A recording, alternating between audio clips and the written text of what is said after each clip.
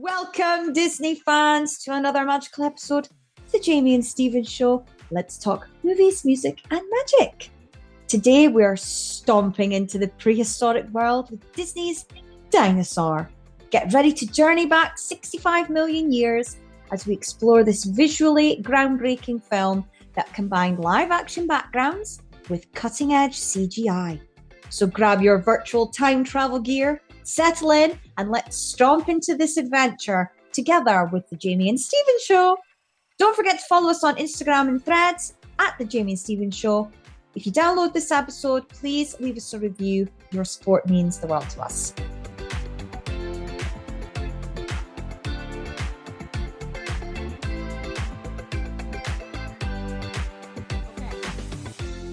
Well, we're back again for another week after last week's a little bit of disappointment from Fantasia 2000. But as I say, things can only get better.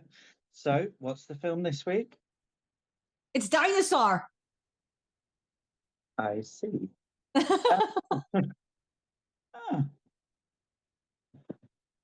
Okay. Yes, Dinosaur, the 39th classic. Only if you're in America. Yes, because it's not here. Is that right? Yeah, so basically it's the only reason behind that is it's a marketing ploy. Okay. So it was advertised as the latest animated classic in America, but it wasn't in the UK. And then it just kind of mixed up from there. And Right. then by the time of the Wild, it corrected itself. Okay. So it was released in May 2000. So 5 months after Fantasia 2000. So we get two films in this year. Yes. And Yes. What amazingly, 2 films as well. Great start to the millennium. This was the best birthday present I could have asked for. Weren't you 10? Yeah, it'd have been 10. Yeah. 10 in May. I actually remember seeing this. I threw up halfway through. Oh, did you? Was it too scary? I was at the cinema with my nana, and I was like, I feel sick, but dizzy sick. So I don't know if it had anything to do with like the animation or whatever on the screen, but I literally got up and threw up all over like chairs, all up the aisle. Oh my God. Yeah. Are you able to sit through it now without puking? Yeah. So I don't know what it was. I remember having a lot of sweets, but my nana wouldn't have let me have That like, meant. yeah, to make me sick. Yeah, so obviously, like I said, there's two. We had 2 this year, only because like it was Fantasia 2000 was released like right at the end of December. Yeah. But this is actually classed as the first official release in the 21st century. Right, so IMDb synopsis. Mm-hmm. An orphan dinosaur raised by lemurs joins an arduous trek to a sanctuary after a meteorite shower destroys his family home. Yeah. What was your synopsis? The story of a group of dinosaurs journey to somewhere. In fact, just watch The Land Before Time. Right, it's got 6.4 stars on IMDb. Yeah. Which I think is very generous. Very generous. That is people who worked on this film going, right. I'll delete fake emails. It's an hour and 22 minutes. Very long. Yeah, it's weird because, like, obviously the first 2 films of the 21st century are in the hour and a quarter mark, which is where we like. But yeah, you certainly struggle with the Fantasia 2000. And I struggled even more with this. Yeah. Oh God, I dread to know what you scored it. Anyway, right. Directors. We have Eric Leighton and Ralph Zondag. I hope I pronounced that right. Eric Leighton is known for Ron's Gone Wrong, which I have not watched properly. Not yet. It's on my list. Legends of the Guardians, which is that owl movie. Oh, okay. Yeah. And Mickey's Twice Upon a Christmas. I like that one. Yeah, yeah, that one's, Yeah. saved his CV. Yes. And he also worked on Nightmare Before Christmas. Oh, okay. So yeah. Yeah. So he It has good credits yeah. in there, just not this one. And no, it makes a change. I'm usually, the positive and Yes, yes. I can yeah. feel this is going to be a very negative episode. Sorry, listeners. I was going to say viewers there. Yeah, and if you really like this film, I don't think you'll like it as much after we. Rip it to shreds, Yeah. call it out for what it is. Yes. All I'm going to say is if you really like this film, probably just skip to the next episode. Wait a week. Just wait a week. Yeah, Rolf Zondag. He worked on Pocahontas. Oh, okay. Well, I loved Pocahontas, so whereas he worked on Home on the Range Okay. and Meet the Robinsons. Now, you see, I like Meet the Robinsons. Ugh. But I am going to say, out of all of those credits for both of these directors, I mean, I don't want to badmouth anyone. But So I think we should move on now. okay, writers. This is interesting.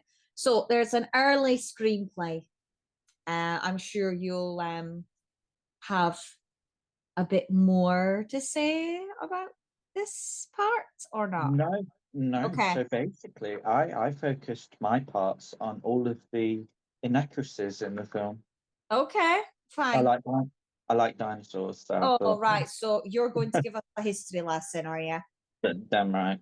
Okay, right. So early screenplay was written by Wallen Green, and the updated screenplay slash story was written by John Harrison and Robert Nelson Jacobs. John Harrison directed the Dune series, which I've never seen. No. Whereas Robert Nelson Jacobs, he worked on Chocolat and No. Flushed Away. Oh. Yeah. And obviously the directors were part of the story writing as well. Do you know what's really sad as well? The composer for the music, James Newton Yes. Howard. Oh, I know. His track record. I know. I'm sure we'll get to that when you talk about the music. Right. So I think before we get to the cast and the music, I'll go through the process and how they ended up where they ended up with this film. Right. So we brought up earlier The Land Before Time. In case anybody has not seen that film, because it's old. So The Land Not Before that Time. Yeah, it's for our era. The Land Before Time was released in, I think, 1988. Yeah. And it was a Don Bluth film. Don Bluth left Disney to make his own animated films. And this was a huge hit for him. And Steven Spielberg produced it. But before Land Before Time, a man called Phil Tippett and another man called Paul Verhoeven had an idea about a dinosaur film, but using stop motion animation. Now, Phil Tippett is an ILM legend. ILM, Industrial Light and Magic, is George Lucas. So he had this made so that it's his special effects department that he had made so he could make his Star Wars films. There's a fab documentary all about ILM on Disney Plus, which I highly recommend. So Phil Tippett is one of the originals, and his specialty was stop motion. And he had this idea in 1986. Now, and it's funny because this is before Jurassic Park as well, which I wrote down. because the ILM was going down the CGI road, he went on and formed his own company so that he could be Okay. hired by other people to do Yeah. stop motion, right? So this is how he's in talks with Disney. But guess who was around at this time that I think ruffled some feathers? It was 1986. See, I Who? would say Katzenberg. Yes, Yay! our good old friend Katzenberg. And yeah, because Tippett got messed around, he then went on to work for Jurassic Park. Oh, wow. Yeah, because when Steven Spielberg started that project, he was going to go down the stop motion road Yeah. For the dinosaurs. Yeah, and then Thomas G. Smith, he was brought on to work on the project after Tippett and Verhoeven left. And he was quoted as saying, the thing that ultimately killed the idea, right, is that Disney knew that Jurassic Park was coming along pretty well, and they knew it was being done digitally. They figured, well, maybe we should wait until we can do it digitally. Because they were hearing that Steven Spielberg had managed to also do it digitally, they ended up putting a pin on the idea of the dinosaur film. Because in 1994, which was a year after Jurassic Park, Walt Disney Feature Animation began development on the project and spent several years developing software just to create the dinosaurs. So they put a pin in it when they got wind of Jurassic Park. Yeah. And after Jurassic Park, and obviously the big hit that it was, they brought it back out and was like, right, okay, if we want to do this film justice, we need to do it right. And to do it right, we're going to need to develop something, that's going to help us bring these characters to life properly. Now, let's go back to 1993, which is the year that Jurassic Park was released. Walt Disney Imagineering was developing Dinoland USA for the then future park, Animal Kingdom, which opens in 1998. And Eisner then decided that he wanted not only an attraction for Dinoland, but a film to go with the attraction. Okay. Now, I've not been on this ride, and I never will because it's closed down. Is that right? Well, no. So we watched this video of this. I thought it was closed down, Oh, but okay. you may get to go on it. Everything else is closed on around it. Okay. But that ride is, it said beginning of 2026, end of 2025. So you Oh, may, I may just get on it. yes. Right. Okay. And I'm saying I may just get on it. The time that this is that you guys are listening to this episode, I am in Walt Disney World. yeah. But the time we've recorded it, I'm not yet there. So, which is Yeah, why we we're haven't just saying we don't know if I'm going to get on this ride yet. we haven't stopped your holiday just to record a podcast. Just with the ride, so there was a ride called Countdown to Extinction, Uh-huh. and it's basically the same ride, but one of the dinosaurs in the ride is replaced by, and I'm not going to be able to say his name right, Aladar, Okay. the main The dinosaur, main dinosaur. to coincide with this film. Right. So there was already a ride open when Animal Kingdom opened, Uh-huh. but shortly afterwards they changed it into Dinosaur. Okay. And it Huh. is a really, really good ride. Is Really good it? ride. Yeah, Okay. actually, it was one of my favorites when I went. Well, fingers crossed. I really hope I that you get get to on go it. on it. I really do. It's that good. So I'll make sure to put it on our socials the week Yeah. that we release this podcast episodes and let you know if I got on it or not. So as CGI animation was still in its infancy, Disney considered hiring ILM. So they hadn't managed to develop. So this is obviously before 1994 when they decide, right, we need to create our own software. And they did consider going to ILM, obviously because of the Jurassic Park success, but they were too expensive. So they obviously decided, right, okay, we're going to have to put this on hold until we can do this ourselves. I think because of the expense, even with their own software, they combine live action backgrounds with CGI characters. Now, before we get to the cast, I've also made a note that it was originally going to be voiceover. Yes, I heard that. Yeah, like Homeward Bound. Yeah. However, have you seen the BBC's Walking with Dinosaurs? Yes. So that basically is what this original thing could look like, because they did the same thing. They had real backgrounds and they put CGI dinosaurs on top of that.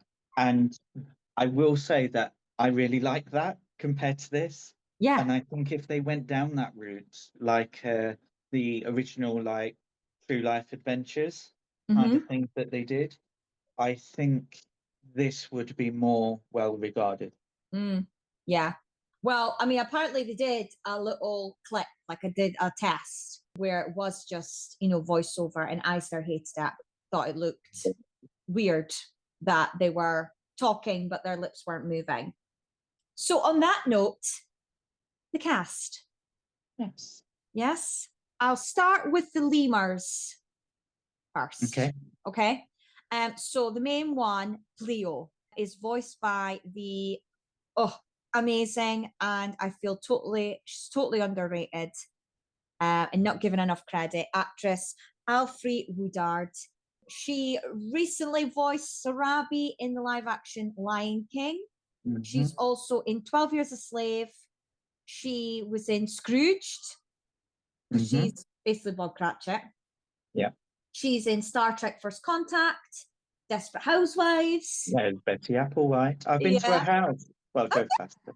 Oh, okay. Yeah, we did the tour, went past the house. Aw. I think it's the Munsters house, Yes, it would be, yeah, because that street's been used for all sorts. Yeah. Yeah. Amazing actress. And yeah, so she plays the lead lemur, the mummy lemur. Right. Yar, who's like the granda lemur, is voiced by Ozzie Davis. And you will have seen him in The Client, Do the Right Thing, and Grumpy Old Men with Walter Matthau. And well, when I say you would have seen, not you personally, Stephen, because you don't watch films. I've never seen those. However, he did play Eddie Murphy's dad in Dr. Dolittle. Yes, he did. And I'd seen that. Yeah, he's got a very unique voice, very distinctive. Like, it's like, oh my God, I know that voice when I hear it. It's deep, and it's got a bit of a gruffle to it, It's not smooth like James L. Jones. Very like him that voices Dr. Facilier. It's like that. Yes. Yeah. Zini, which is the quirky lemur, the oddball, and he is voiced by Max Casilla, who is currently in Tulsa King, which is the Sylvester Stallone series. He was in the original Newsies, and he's also in Marvelous Miss Maisel on Amazon Prime. So I got that he played in the Tarzan TV series. He was Hunger. I tried to link him to Disney. It didn't work for all of them. Oh, bless. But he had a recurring role in The Sopranos, which I've not seen. Yes. So I can't tell you. Yes, he played Benny. Yeah. Suri, which is the baby lemur in the lemur family, is voiced by Hayden Panettiere, who people will know from Nashville, Heroes, and Scream 4. And her Disney credits are... Well, I wrote down Doc from A Bug's Life because I thought that was the most impressive. And I also wrote the Scream franchise because she's in 2 of those. So. Yeah, she's done loads of Disney films. Like, she was a big child actress. Yeah. She's been in a few like home movie ones. She's If you just search her name on Disney Plus, a load comes up. Right, on to the main character, Aladar. And he is voiced by D.B. Sweeney. People might know him from, there was this popular romance film called The Cutting Edge. It's ice skating. The voice of Nala from The Lion King is also in that. I have mentioned that film when we talked about The Lion King. Nala. Isn't that Neve Campbell? No, that's in the second one, Simba's Pride. I think you said that in The Lion King, in our Lion King episode. Moira Kelly, her name is. She was the voice of Nala, and she's in The Cutting Edge with D.B. Sweeney. He's in Call Me Kat, which is the Americans' version of Miranda Hart's show. Is it Call Me Miranda? Just Miranda. Oh, is it just Miranda? Right, okay. So it's the American version of that, but it's got her that plays from Big Bang, Amy. Oh, okay, Yeah, she's Miranda's character instead. So yeah, he's in that. God, I feel that was long-winded. He's also in Empire series and SWAT series. But he's one of those actors where, I know him from somewhere, but I wouldn't be able to tell you his name. No. I managed to find a Disney link. He played Slam Hammer in an episode of Phineas and Ferb, but I did struggle to find any other Disney links. Okay. Well, the next character 100% is linked to Disney. Yes. And that is Kron, who is voiced by Samuel E. Wright. Who didn't voice Sebastian in that game that you made us play all those years ago. That was not him. But he does voice him in The Little Mermaid. Yeah. In everything to do with The Little Mermaid, apart from that one game. Oh, was that Disney trivia game for the Wii? Yeah. Yeah. But yes, he voices Sebastian. So different. Doesn't sound anything like. No, I didn't know it was him until I looked him up. Yeah. And I was like, Samuel Lee Wright? Not the same one, surely. I know. Like, I wonder how he or why he chose to do this film. So, unless he was doing something for like another game and was voicing Sebastian, and they must have thought, hey, do you want to do this? Well, I suppose really because a few years after this, The Little Mermaid 2, you had the Little Mermaid TV series. Yeah. Sebastian was appearing on like Mickey's House of Mouse. I suppose he was just in a repertoire, really. Yeah. Then we have the female lead, Dinosaur, you could say, voiced by Juliana Margulies, who listeners will know from ER and The Good Wife. And then we have two side characters, Baleen and Ema, and they kind of befriend Aladar, and he sort of helps get them to the sanctuary. And Baleen is voiced by Joan Plowright, who's been in Dennis the Menace, 101 Dalmatians. Who's Nanny? That was my link in the live action. Tea with Mussolini, with Cher. Ema is voiced by Della Reese, who is most famous probably for her role as Tess, the angel in the series Touched by an Angel. And she's also in Harlem Nights as well. I tried to find something else that she was linked with Disney. I could only really find that she was in an episode of That's So Raven. Oh, yes. Yeah, I did see that. Yeah. I did have another character called Bruton. Yes, that's Kron's sidekick. Yeah, I mean, the only reason I bring that up is because Peter Siragusa, he did additional voices in Mickey Mouse's Twice Upon a Christmas, Home on the Range, and Mulan. So out of all of them, he probably has the most Disney credits.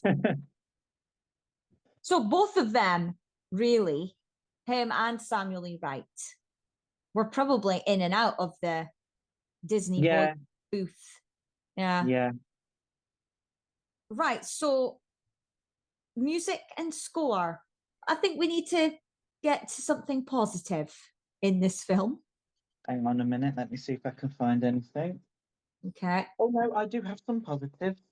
I'll Oh let you. dear. Yes, I do. I'll Okay. let you go for yours, and then. Right. So the music and score, which, yeah, I mean, I'll go into it more in the end, but this to me is probably the best thing about this film. So the score was written by James Newton Howard, Mm-hmm.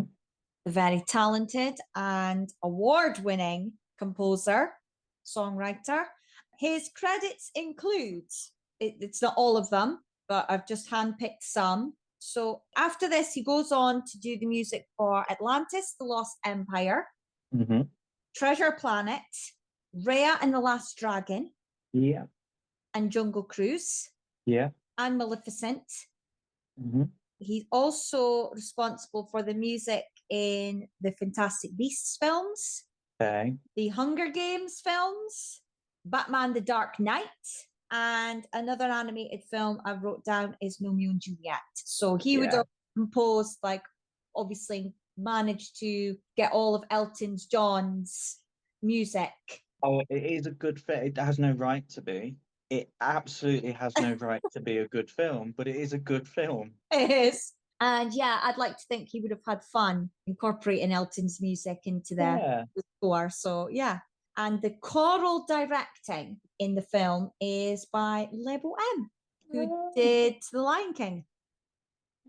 get So him. yeah.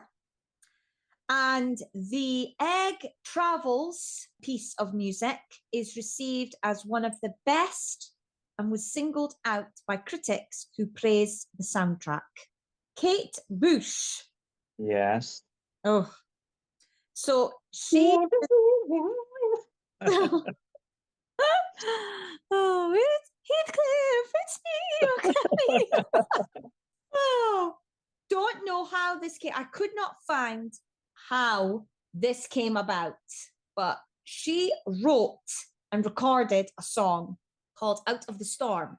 Now, on IMDb, it's down as uncredited, and when I looked into it, it's because it was in the film for the pre-screening, so for the test Yeah. screening, but audiences did not respond well to it, and so she was asked to rewrite it and she refused, so it was cut.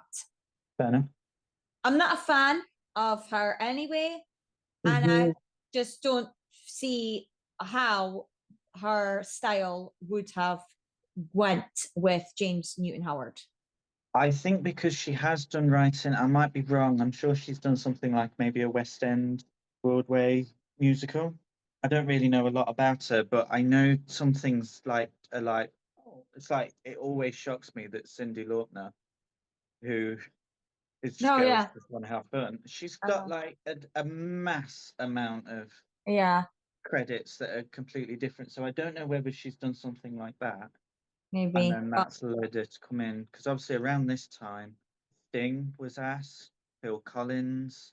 They're yeah. starting to get people Uh-huh. from the kind of 80s era, really, early 80s, Don't and know. Somebody capable. must have known her personally for her to be asked. Yeah. I find it so bizarre. I Uh, mean, was she asked or did she just turn up? I don't know. Just, You I've know. recorded you a song. Yeah, very, very bizarre. So yes, but well done to James Newton Howard, because that score is from start to finish. It just gives me goosebumps, and it's probably the best thing about this film. Right. Speaking of, so the original opening, right, which is obviously the egg travel piece, that was going to show the meteor in space, Mm. but another film came out just before. It Oh, had the wonder what same that was. scene. Do you want to take a Oh, guess? oh, Then Armageddon. yeah, yeah, Armageddon. Yeah, apparently it was like almost identical, so it had to be cut. The T Rex was going to be the movie's antagonist predator.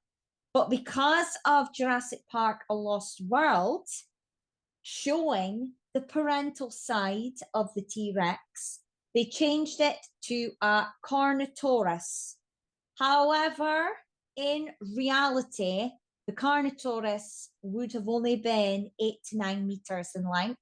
So for this film, they had to make it bigger and about the size of. Did I steal a fact? No, but you've Okay. led me into my dinosaur facts. So if you've Yes. got any Yeah. others, Earl, the character that doesn't speak. So the other dinosaur, and I can't remember what the name of the dinosaur is, but so he's part of the group with Baleen and Ema, and his dog-like personality and mannerisms greatly resemble Spike, who is also the non-speaking dinosaur part of the group in A Land Before Time. you see, you said Spike, and my mind instantly went to the Rugrats. No, So, go for it. Give us your oh, dinosaur history lesson, a Stephen. history lesson. So one of the things with dinosaur is they did bend a lot of the truth. Dinosaur you mentioned about was meant to feature the T-Rex, but it is a Carnotaurus. The film is set in South America. However, T-Rexes have only been found in North America. So they would have had issues trying to explain how that dinosaur is on the opposite end of the globe. Uh-huh. The pterosaur who fly to the island. Lima Island is basically Madagascar. That's the real island. It was Uh-huh. they wouldn't have been able to make it that far. They'd have got too tired before they flew Right. from Okay. Yeah. America to Africa. Mm. The island that Aladar swam to after the meteor hits was most Yes. likely Africa, Uh-huh. because that would, or an island near off Africa. Maybe to Um, what is it, Cape Verde? it would have been around Yeah, around where there. Yeah. Madagascar is. Yeah. However, the film is set in South America, different part of the globe again. But the Um, way but obviously you say that, but as we know, like the land wouldn't have been there at that time. yeah, but it's moved. Yes, I know it has separated and it still wouldn't have So been the same. Yeah, it I wouldn't do have, still get what you mean. yeah, so these are based on where the continents Yeah. would have been Yeah. at the time. Um, some of the other bits, just with the dinosaurs, present day lemurs, which are depicted in the film, they didn't exist when dinosaurs were alive, but apes did. So an ancestor for the lemur would have been present, Right. Okay. It just wouldn't have looked like that. but would not have looked like that. Since the release of the film, they've actually found that iguanodons were only in Europe, or what would have been Oh, Europe, okay. um, because they've kind of obviously discovered more bones, discovered more things. But at the time of the Yes. film and when the planning was happening, iguanodons were thought to be across the whole of the world, so Africa, Asia, Europe, and Hmm. America. And the documentary that covers the making of this actually states that iguanodons are from around the world and things. But Right. since then, that's Not that factual. it's not a fact anymore. No. But iguanodons were actually one of the first dinosaurs ever discovered. Oh, So I thought that was quite a nice little. So I like that they based it on that uh-huh. because it's not your usual dinosaur. It's No. still one of the ones that we as a human race have known about for the longest time. Yeah. Oh, that's good. And just to go on to, so you mentioned the opening shots, the travel of the Yes. egg. Obviously, one of those shots depicts or based on the Tepui Mountains, which featured in Up. They are the mountains where uh, Mr. Fredrickson wants Uh-huh. to go. So, is Yes. it Paradise Falls? Yes, Paradise Falls. Yes. So, yeah. So, there's a little link there. Yeah, I think that's one of the things where I don't know if it with the film, because it's meant to be realistic in its approach with the scenery and the way the Uh-huh. dinosaurs looked. It's almost a shame that because the people that that natural thing would interest, they're going to know or have an idea, or they might go the dinosaur history, even if it's Uh-huh. just things like, well, they don't come from that Hmm. place, or well, lemurs didn't look like that, or and those that didn't know dinosaur history and thought they were learning something because Hmm. of how it's presented are not learning the right things. And those that are just wanting to watch a film, a family film, boring. So Hmm. it's yeah, I don't know who it was aimed at, but yeah, it's one of the things that annoyed me. But I do have positives. Okay, right. What's the positives? So, this is the seventh highest grossing dinosaur film. How many Bear were mind, made? Seven. no. So bear in mind we've got all of the Jurassic Park films and Jurassic Oh, World yeah. and all of Okay. those. You got Land Before Time. Hmm. You've got even they even includes things like the is it Ice Age 4? Oh, yeah. One of them's got dinosaurs. I mean that beat this. But Oh, it also became the seventh if you take out Pixar films okay. and you take out like Marvel and you take out Star Wars. Anything. So Everything. anything that Disney didn't originally Yeah. have anything to do with, yeah, that they now own, right? So not including them. This is the seventh highest grossing Disney film. Oh my God. Yeah. It did really well at the box office. That's the thing. Mm, It did really mm, well. If you include Pixar and you include DreamWorks and Illumination and everything, it still reaches the 42nd highest grossing computer animated film. okay. And when you think about how many films Pixar have, how many Hmm. other computer films, that's some good going. Hmm. But yes, it was some positives. Yes, well, it is officially classed as the first computer animated movie for Walt Disney Animation Studio. Yeah, even though it's Yeah. only half animated. I know, but it's because no other, like, nothing is hand drawn in it. Yeah, yeah. So it's either CGI or live action. There's no hand drawn. So I think that's why it's classed. Yeah. Some of the critics at the time praised the opening shots. Yeah. However, as soon as the meteor hit, they were left with a very grey and desolate backdrop. Mm. Yeah. So they could have been given some quite bright or quite Mhm. natural and Yeah. luscious kind of things, but unfortunately, as soon as that meteor hits, it's gone. Yeah. Do you know what? I'm going to blurt like five facts at you, and then I'm done with the facts. Okay. So it's the fourth Disney animated film with no humans whatsoever. So we have Bambi, Robin Hood, The Lion King, then Dinosaur. Okay. It's the first animated film to be released on Blu-ray, the Disney animation film on Uh-huh. Blu-ray. There was a tie-in video game released in the year 2000, which was available on Dreamcast, PC, PlayStation, and Game Boy Color. That's how Oh. far back we're going there. It's the second Disney animation to be rated PG, the first being The Black Cauldron, which is a Hmm. much superior film to this. VHS and DVD was released on 26th of March 2001 here in the UK, and it was released in 2006 on Blu-ray. And the producer, Pam Marsden, also produced Cloudy with a Chance of Meatballs. Oh God, I don't know what's worse. Yeah. And the last thing that I have, and it fits in perfectly with our opinion. Right.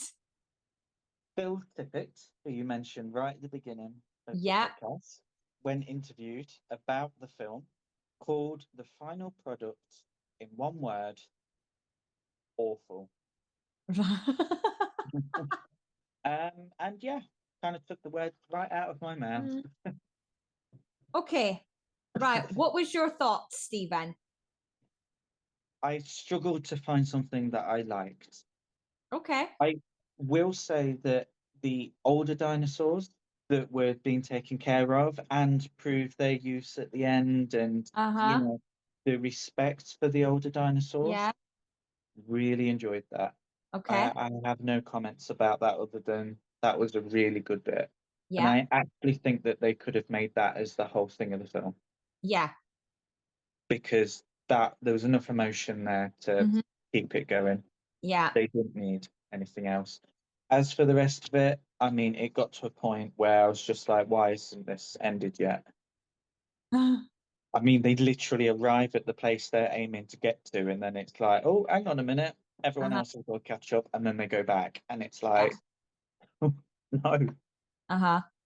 The music obviously didn't hit me as much as it hit you. Yeah. It was an experiment at the time, 25 years old. It's doesn't work. There's no longevity with it.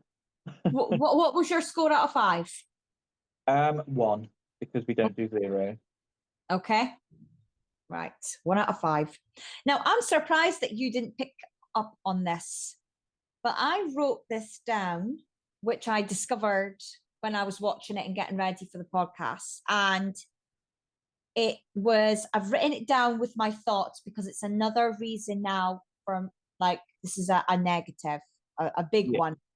We all know already that there is big similarity to the Land Before Time, right?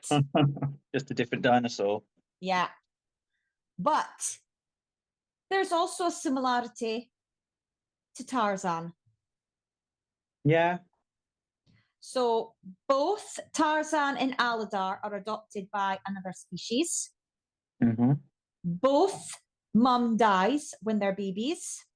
Hmm. The male in the adopted family takes a while to accept them, Yeah.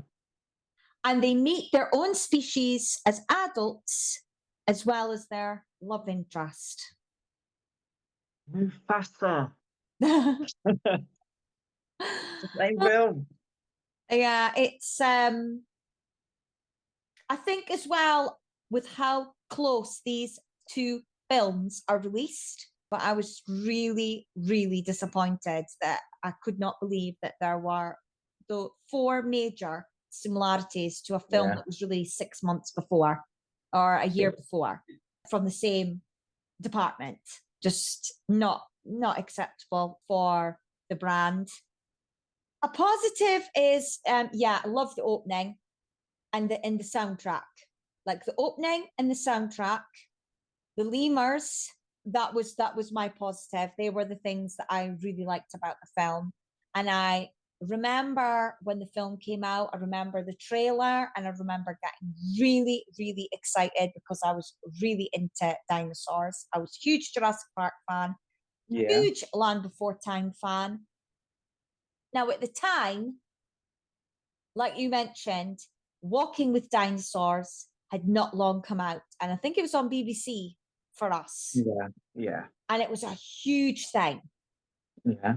Everyone was watching it. So much so that it's still being made now. I think Netflix is doing their version now. It's been a success. And I'm glad that it's still running. Hmm. And because of when it was released and then hearing that Disney was doing this, I was so excited for this film.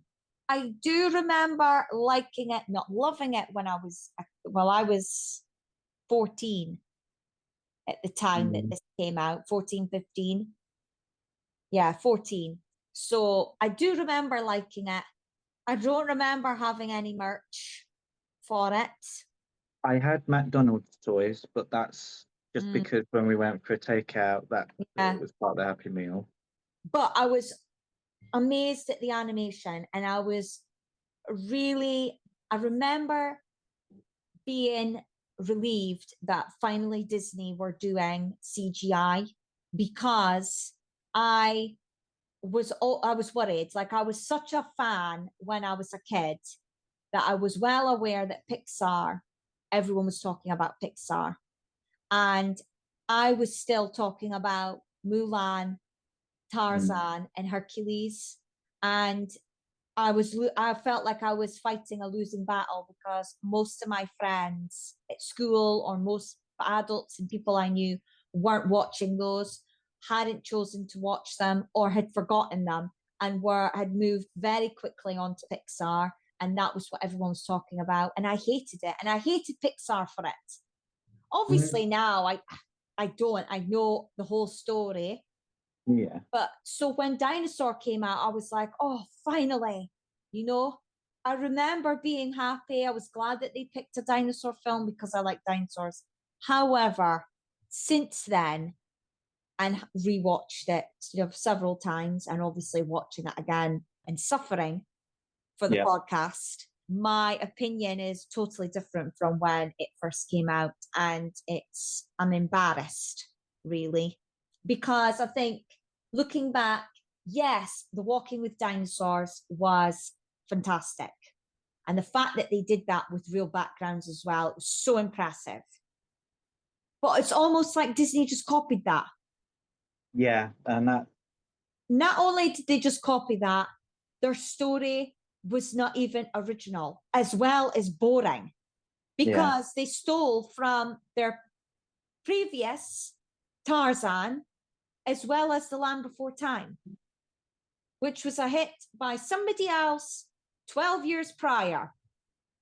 And it's It, like the beauty of dinosaurs is because they're 65 million years old, you can literally do whatever you want yeah. because we don't exactly know 100% on everything that they did or behave. And I feel like with animation and storytelling, they could have come up with something so much better. Yeah. And I think they totally messed this up. I mean, they didn't even have a good villain. No, I to be don't honest, even, I wouldn't even class it as a villain.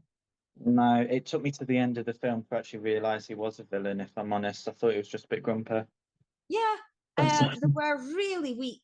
Kron and Bruton, I mean, they were just like the army style Mm. male character that, was so stubborn and set in their ways. And they weren't interested in some newbie in their new ideas. And, we've seen that. But it didn't mean that they were the villain. I think if it was Aladar with the two older dinosaurs and similar story where he's trying to get them to a safe place and at the Yes. same time trying to find his family Yeah. of lemurs, Uh-huh. I could kind of Uh-huh. understand that, but then I suppose you're getting into the good dinosaur territory, which Yeah. was also boring. Yeah. Well, I mean, funny enough, speaking with about Aladar, I mean, that was another thing as well. Like, I didn't even really like him or Mira, and I didn't think there was any chemistry, and I couldn't understand how they ended up falling for each other. Because, like, I was under the impression that the villain is not a villain, Kron, Brutus. Kron and Bruton. So I thought they were together, and then Aladar just comes in and it's like, "Yeah, I'm with you now," and steals his girlfriend.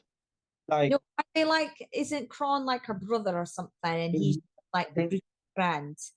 I just didn't get it. Yeah, I just didn't like it. Very predictable as well, but only because they obviously basically stole from another film.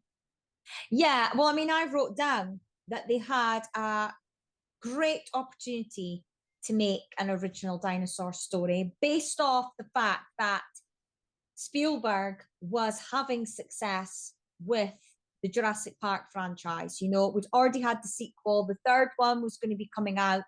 Everyone was into dinosaurs again and looking into dinosaurs again because of Walking with Dinosaurs. So Yeah, the subject was a good choice. I was literally there for that whole of the 90s, and I've got t-shirts with dinosaurs on. I had a Mhm. Jurassic Park t-shirt without even watching the film. Yeah, just because you like I dinosaurs. Yeah. It was just dinosaurs. Like my stationery was like dinosaurs. I had like dinosaurs art sets and Mm-hmm. dinosaur figurines and stuff. that was the 90s. I think as well, where they lack originality for me with this film is that, as we know, the stereotypical likes for a boy and a girl, especially when we were kids, dinosaurs would have definitely been more for boys, Yeah. right? When we were kids. And Disney, instead, to get girls to watch it, obviously thought, oh, well, let's put furry monkeys in, something cute. And then we'll throw in a couple of female dinosaurs, but we're going to make them old ladies. And then they're going to throw in romance, as if that's the only thing that girls would be interested in a dinosaur film to watch, is to see two dinosaurs end up with each other. The thing that's really annoying, just thought of it now, is there's no one to relate to in that film. No. I think the only thing that's relatable with that story to a modern audience or any kind of audience is maybe the fact that not all families need to be blood or look the same. Yeah. I don't think we need to go any further. You get the point. What did you score it? Oh, a 2. I gave it a 2 because of the music in that opening scene, and because it's dinosaurs. It's one of those films that I put on, and I'm like, oh, am I just being too critical with this? And then, like, I don't think you've halfway been critical through, enough with the 2. You think this film is the same as The Jungle Book? yes, because the Jungle Book, I did, have pros. I did like the music, albeit there is only like 2 really good songs. And I did like the characters, not Mowgli. But whereas with this, that opening scene, and I will give credit to the CGI. I mean, it is amazing, and the music is just a wow, goosebump music for me. But yeah, story wise and character wise, oh no. Yeah. And I hate that it's classed as a Disney film as well. Yeah. I feel Not like really. this should have been kept as a picture film, not animation. This should Yeah. have been under its own umbrella. Yeah. Alone. With the wild. This and the wild should be under an umbrella together. Just forgotten about, hidden. Yeah. We really want to know if anyone likes this film. Yeah. Yeah. Maybe. I don't know if we would trust a person like that, but okay. maybe they don't want to admit it publicly. Yeah, no, I think that's best. But if you've got any toys or any products or t-shirts or yeah, because I can't remember what the products were. Yeah, we want to see them, post them online, copy us in, tag us, whatever. Maybe you saw the original Countdown to Extinction at Disney World. Maybe you saw just merch. Maybe they had merch for that ride. Like let's see it. Yeah. All we gotta do is just search the Jamie and Steven Show and we'll pop up. We're on Facebook, we're on Threads, we're on Blue Sky, we're on YouTube. We've got an email address, the Jamie and Steven Show @outlook.com. Yes. I'm seeing a nod, so that must be right. Yeah. Like, share, subscribe, and review, and tune in for next week when I think we'll have a bit more of a positive story. Oh, really? Yeah, and okay. See you soon. Bye. Bye.